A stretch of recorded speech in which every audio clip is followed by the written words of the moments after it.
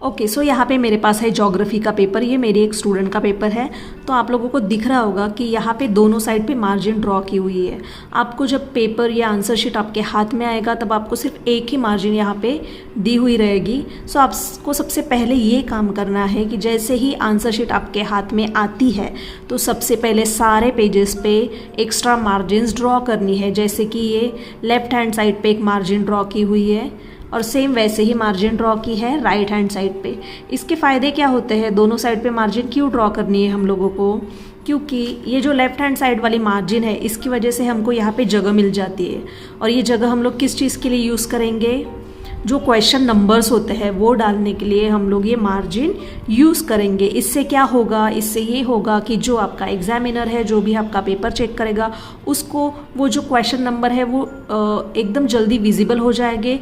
इसलिए उनको paper check करने में आसानी होगी और हमारा पेपर हमको ऐसे ही लिखना है कि आगे वाले को वो चेक करते समय तकलीफ ना हो। तो इसीलिए हम लोगों को लेफ्ट हैंड साइड पे एक मार्जिन ड्रॉ करनी है। उसके बाद हम लोग यहाँ पे देख रहे हैं कि ये जो राइट हैंड साइड वाली मार्जिन है ये भी हमको ड्रॉ करनी है। इससे क्या होगा, इससे ये होगा कि आप जो भी लिखेंगे वो ये मार्जिन के बाहर नहीं जाएगा, मीन्स पेपर के बाहर नहीं जाएगा। जो भी लिखेंगे आप ये मार्जिन के अंदर तक ही लिखेंगे। इससे आपके पेपर को एक स्ट्रक्चर मिल जाएगा। और मार्जिन जो है वो ऐसे ही ड्रॉ करनी है, ना कि वो बीच में इतनी या बहुत लास्ट में या बहुत इधर ड्रॉ नहीं करनी है। आपको इसी तरीके के दो साइड में दो मार्जिन्स ड्रॉ करनी है। इससे आपके पेपर को एक प्रॉपर स्ट्रक्चर मिलता है। इस पेपर में भी आप देखेंगे तो हर पेज पे मार्जिन ड्रॉ की हुई है। देखिए आप यहाँ पे आपको दिख रहा होगा कि हर पेज पे यहाँ पे मार्जिन ड्रॉ की हुई है। तो ये सबसे पहली और बहुत इम्पॉर्टेंट टिप है जो आप लोगों को ध्यान में रखनी है। तो ये तो हो गया मार्जिन से related. Then the second thing is, जब आप लोग फिल इन द ब्लैंक्स वाला क्वेश्चन सॉल्व करेंगे, चाहे वो फिर ज्योग्राफी का हो या हिस्ट्री का हो या कोई ब्लैंक्स जब आप लिखेंगे तो आप लोगों को फुल सेंटेंस में लिखना है। याद रखना है ज्योग्राफी का फिल इन द ब्लैंक्स आपको फुल सेंटेंस में ही लिखना है। और जो भी आंसर वाला वर्ड है उसको अंडरलाइन करना है। आंसर वाले वर्ड को आपको अंडरलाइन करना है। समझ में आई बात? आपको जो फिल इन द ब्लैंक्स है वो फुल सेंटेंस में लिखना है और जो आंसर वाला वर्ड है उसको आप करेंगे अंडरलाइन। इससे क्या होगा, जो भी आपका फिल इन द ब्लैंक रहेगा वो विजिबल होगा अंडरलाइन करने से। या तो आप नहीं करते हैं अंडरलाइन तो आपका मार्क लेस हो सकता है, या तो अगर आप सिर्फ ये वर्ड उठा के लिखेंगे आंसर वाला तो भी आपका मार्क वहाँ पे कट हो सकता है।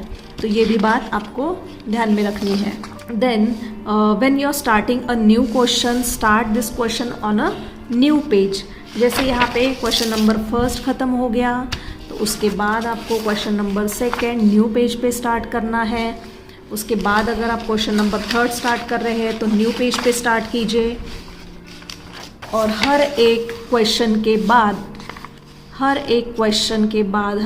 का आंसर लिखने के बाद आपको एक एक लाइन ज़रूर छोड़नी है। कंटिन्यू नहीं लिखते जाना है। एक क्वेश्चन का आंसर लिखने के बाद एक लाइन छोड़ो और बाद में दूसरे का आंसर लिखो, बाद में और एक लाइन छोड़ के आपको तीसरे का आंसर लिखना है। ऐसे तरीके से आपको प्रॉपर गैप हर एक क्वेश्चन के आंसर्स में रखनी है, तभी आपका पेपर एकदम सिस्टमैटिक दिखेगा। जैसे यहाँ पे ये पेपर में आप देख सकते हैं कि हर एक क्वेश्चन के बाद एक एक लाइन छोड़ी हुई है और जो भी राइटिंग हम लोग करते हैं वो मार्जिन के अंदर ही करी हुई है, मार्जिन के बाहर बिल्कुल भी नहीं जाना है। तो इस तरीके से आप लोगों को ये बातें ध्यान में रखनी है। ये तो हो गए ऑब्जेक्टिव वाले क्वेश्चंस। फिर आएंगे हम लोग जो हमारे लॉन्ग क्वेश्चंस होते हैं उन पर। तो ये भी हम लोगों ने क्वेश्चन नंबर 5 हम लोगों ने कर दिया न्यू पेज पे स्टार्ट। तो यहाँ पे हम लोगों को क्या करना है, जो भी हम लोगों के लॉन्ग क्वेश्चंस रहेंगे उन क्वेश्चन को हम लोगों को पॉइंट वाइज लिखना है। नॉर्मल पैराग्राफ्स बनाते नहीं बैठना है, उसको एक एक पॉइंट करके लिखना है। जैसे अगर 2 मार्क का क्वेश्चन है तो एटलीस्ट उसके लिए 4 पॉइंट्स होने चाहिए। 3 मार्क का क्वेश्चन है तो उसके लिए एटलीस्ट 6 पॉइंट तो होने ही चाहिए। इससे ज़्यादा भी आप लिख सकते हो लेकिन इससे कम आपको बिल्कुल नहीं लिखना है। 1 मार्क के लिए एटलीस्ट 2 पॉइंट आपको लिखने ही लिखने हैं। और पॉइंट कैसे लिखोगे, ये क्वेश्चन नंबर 5 का फर्स्ट क्वेश्चन है और इसका आंसर लिखा है। तो यहाँ पे ये हो गया फर्स्ट पॉइंट, उसके बाद सेकंड पॉइंट, उसके बाद थर्ड, फोर्थ, फिफ्थ, जितने भी आपको पॉइंट्स लिखने हैं वो एक एक करके लिखना है। और एक पॉइंट होने के बाद गैप नहीं छोड़नी है, सिर्फ वो लाइन आपको छोड़ देना है। आप गैप नहीं छोड़ेंगे क्योंकि एक ही क्वेश्चन का आंसर हम लोग लिख रहे हैं, कोई नया क्वेश्चन हम लोग स्टार्ट नहीं कर रहे, इसीलिए हमको लाइन नहीं छोड़नी है। बट हम लोगों को नया पॉइंट स्टार्ट करने के पहले जो फर्स्ट पॉइंट अगर ख़त्म हुआ है तो वो वाला लाइन वहाँ तक ही छोड़ देना है, फिर बाकी वहाँ से दूसरा पॉइंट। इस तरीके से आप ये पूरा क्वेश्चन लिख सकते हैं। ऐसा क्वेश्चन लिखने से आप लोगों को 3 में से 3, 4 में से 4 या 2 मार्क में से 2 मार्क मिल सकते हैं आराम से।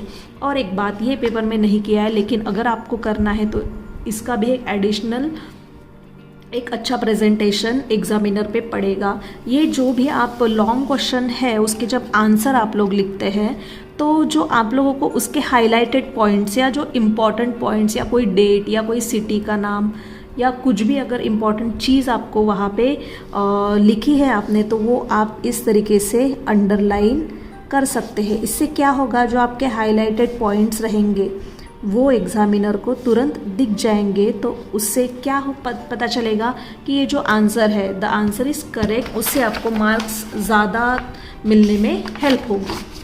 ये भी जैसे लिखा है तो ऐसे ही पॉइंट वाइज आपको ये लिखते जाना है। और आपको एक बात ध्यान रखनी है कि जो हैंड राइटिंग है, जैसे हम लोगों ने ये पेपर में देखा, तो ये पेपर में स्टार्टिंग में हैंड राइटिंग तो अच्छी है, लेकिन जैसे जैसे हम लोग पेपर में आगे बढ़ते हैं, जैसे जैसे हम लोग आगे बढ़ रहे हैं वैसे वैसे क्या हो रहा है, हैंड राइटिंग ख़राब होती जा रही है।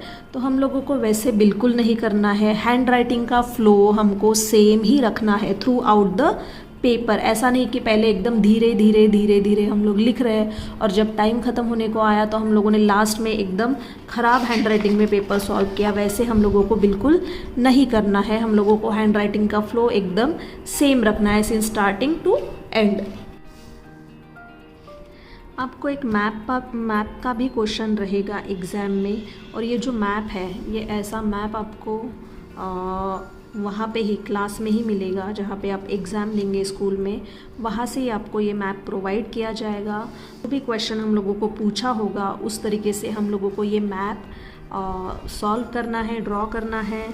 उसके बाद नीचे जो इंडेक्स बना हुआ होगा वो भी आपको सॉल्व करना है। मैप में सिर्फ चीज़ें दिखाने से या वहाँ पे ड्रॉ करने से, साइंस बनाने से कुछ नहीं होगा, आपको मार्क्स नहीं मिलेंगे। जब तक आप उन साइंस को यहाँ पे इंडेक्स में नहीं लिखेंगे, उसके डिटेल्स नहीं लिखेंगे, तब तक आपको उसके पूरे मार्क्स नहीं मिलेंगे। तो इसलिए मैप वाले क्वेश्चन में आप लोगों को ये बात ध्यान में रखनी है कि उसकी इंडेक्स भी आपको बनाना